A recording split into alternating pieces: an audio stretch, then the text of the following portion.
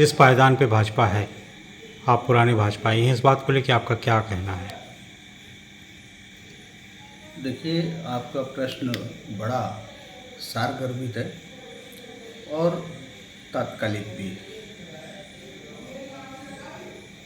Bharatiya Janata party की जन आशीर्वाद यात्रा कल कटनी विधानसभा में भ्रमण करेगी और कल से कटनी जिले में वो आ चुकी है।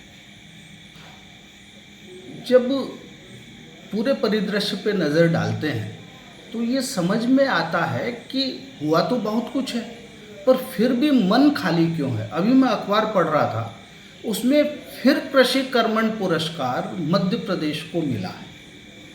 तो अब कृषि कर्मण पुरस्कार अगर राष्ट्रीय स्तर पर मिल रहा है, इसका मतलब लीक से हटके अलग कुछ हो तो रहा है। पर जब समाचार पत्रों के ही रोज के समाचार देखते हैं तो ऐसा समझ में आता है कि किसान हमारा संतुष्ट नहीं है, जबकि खेती का रकबा भी बढ़ा है, सिंचाई का रकबा भी बढ़ा है, उत्पादन भी बढ़ा है, विपणन की सुविधा भी बढ़ी है। क्या चीज़ नहीं बढ़ी है? तो भी मन अधूरे हैं, अशांत हैं। मैं कई बार हमारे कुछ साथी नेता मीडिया में या मंचों पर जा करके बोलते हैं कि 20 साल में भाजपा ने कुछ नहीं किया। जब मैं अध्ययन करता हूँ कि 1993 से लेके 2003 तक कांग्रेस का शासन था, मतलब 10 साल उधर हो गए, और 2003 से लेके 2023 तक भारतीय जनता पार्टी का शासन है। मैं अध्ययन करता हूँ, आंकड़ों का अध्ययन करता हूँ, तो मैं ये कहने की स्थिति में आता हूँ, एक का दो। कांग्रेस के 10 साल के शासन में कांग्रेस ने अगर एक काम करवाया तो भाजपा 2 काम बताने की स्थिति में है, और भी बताने की स्थिति में है, पर 1 का 2 बताने की स्थिति में है। फिर भी कहीं ना कहीं न्यूनता की बात सामने आती है। भ्रष्टाचार का मामला अगर हम देखें तो भ्रष्टाचार के मामले में मैं जनप्रतिनिधि रहते इतनी बड़ी बड़ी लड़ाइयाँ लड़ी। कांग्रेस कहती है हम किसान के हितैषी हैं, पर मेरे कार्यकाल में ही मैंने कृषि उपज मंडी में लगातार भ्रष्टाचार के चलते 6 साल के लिए चुनाव लड़ने के अयोग्य घोषित करवाया था। और तो और इतना बड़ा उदाहरण मैं आपको दे रहा हूँ कि विधायक रहते मैंने तत्कालीन IAS अंजू सिंह बघेल के भ्रष्टाचार को उजागर किया था, तो उस समय वो निलंबित हुई थी और आज 15 वर्ष पश्चात उनके ऊपर FIR होने की स्थिति आ रही है। तो सब चीज़ें सकारात्मक होने के बाद भी भारतीय जनता पार्टी आज ये दावे के साथ कहने की स्थिति में नहीं आ रही है कि नहीं, हम एक तरफा जीत रहे हैं। दबी जबान से कहते हैं, मजबूरी वश कहते हैं, चुनावी माहौल की दृष्टि से कहते हैं, पर मन जानता है कि कहीं ना कहीं मन का कोना कहीं खाली है। तो ये सारी स्थितियां कहीं ना कहीं ये बताती है कि हम कोई बेसिक चूक कर रहे हैं। अभी जन आशीर्वाद के मद्देनज़र मैं सारे ऐड देख रहा था, मैं पूरी मीडिया का सारा कवरेज वगैरह देख रहा था। पुराने भाजपाई कहीं दिखाई नहीं दे रहे। ऐसा लग रहा है कि जैसे ये भारतीय जनता पार्टी पिछले 7-8 वर्षों में ही खड़ी की गई है, जबकि इतनी पुरानी पार्टी, इतना बड़ा संगठन, पर कहीं से कोई पुराना व्यक्ति प्रत्यक्ष में या संगठन उनको कहीं प्रोजेक्ट कर रहा हो, ऐसा कहीं समझ में नहीं आता। जबकि माननीय प्रदेश अध्यक्ष जी यहाँ से माननीय सांसद भी हैं। अब मैं आपको बताऊं, अगर देखा जाए तो अभी अमृत परियोजना में कटनी के स्टेशनों को लिया गया, पर जिले की दृष्टि से, चुनावी रणनीतिक दृष्टि से देखा जाए तो कहीं ना कहीं व्यू रचना में कमी समझ में आई।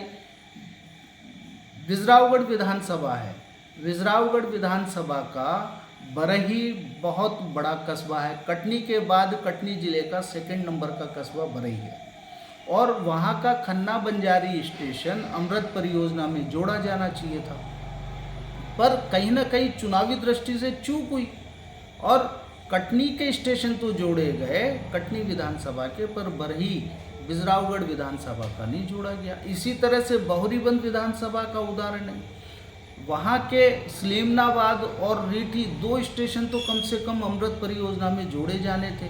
मैं सोचता हूँ कि अगर इन दोनों स्टेशनों को और बड़े स्टेशन को जोड़ा जाता तो जिले में रणनीतिक दृष्टि से भारतीय जनता पार्टी को एक बहुत अच्छा उसका रिजल्ट मिलता।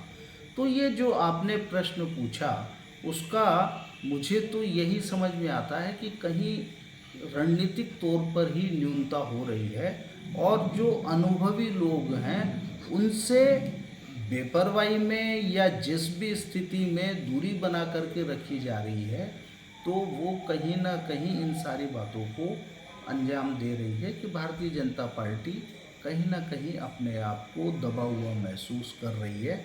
बाकी हम तो यही चाहेंगे कि भारतीय जनता पार्टी की सरकार मध्य प्रदेश में दोबारा बने, बहुत अच्छा नेतृत्व भारतीय जनता पार्टी को मिले और तेज़ी से आगे बढ़े। मध्य प्रदेश हमारा देश के सबसे बढ़ते हुए राज्यों में है और स्थापित हो।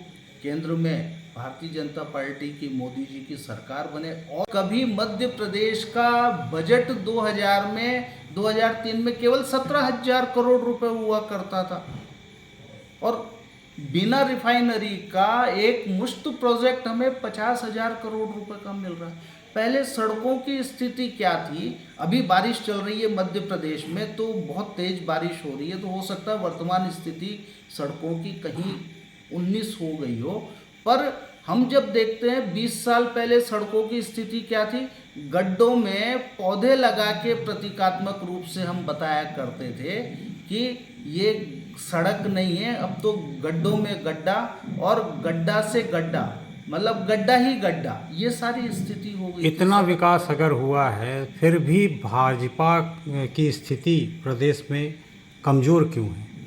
देखिए, प्रदेश की तो बात नहीं करता मैं, प्रदेश में तो विकास हुआ ही है। जब कटनी में हुआ है तो प्रदेश में हुआ है। कटनी में आप जिस तरफ जाना चाहें, मैं आपको उदाहरण दे करके बता सकता हूँ कि कटनी में पहले पुल के नाम पे छोटे से पुल थे। एक ये माई जी की नदी का 1.5 फुटिया पुल था और उसके अलावा एक कटनी नदी का पुल था, वो बहुत पुरातन पुल था। पर आज अगर आप देखें तो भारतीय जनता पार्टी के कार्यकाल के आपको 6, 7, 8 ओवरब्रिज, अंडर ब्रिज ये आपको देखने को मिल जाएंगे, काम लगा हुआ देखने को मिल जाएगा। उसके अलावा इंफ्रास्ट्रक्चर के काम बहुत हुए हैं। लमत्रा इंडस्ट्रियल एरिया कितना बेहतरीन आपका काम कर रहा है, फूड पार्क आपका बना है, मतलब विकास के काम भी आपके कटनी में हुए हैं तो और जगह भी निश्चित रूप से हुए ही हुए हैं। सड़कों की स्थिति आप देख लो, जो मॉडल रोड है जो हमारी बजरंग नगर से लेकर के और चाका तक जाती है, वो कितनी हमारी शान है कटनी की। तो इंफ्रास्ट्रक्चर का काम तो लगातार हुआ है, फिर भी कमज़ोर क्यों? कमज़ोर क्यों?